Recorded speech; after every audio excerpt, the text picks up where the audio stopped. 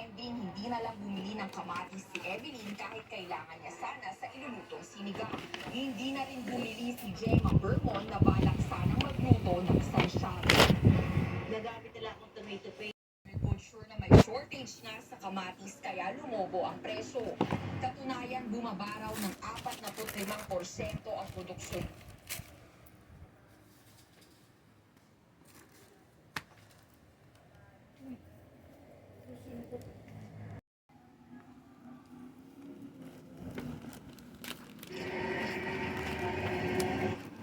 Snake, let's rattle.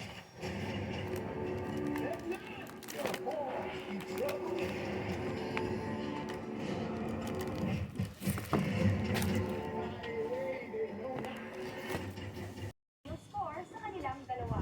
Ang sigurado pa lang ay ang pagsasama nila sa kanilang pre-Valentine movie.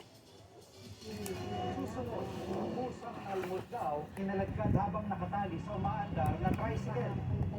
Boss, yung pusa nahihirapan! Boss, pinapahirapan ko yung pusa! Isa pang sa pool sa video, asong biglang tumawid sa highway dahilan ng disgrasya sa Davao City. Senatorial candidate Erwin Tulfo inamin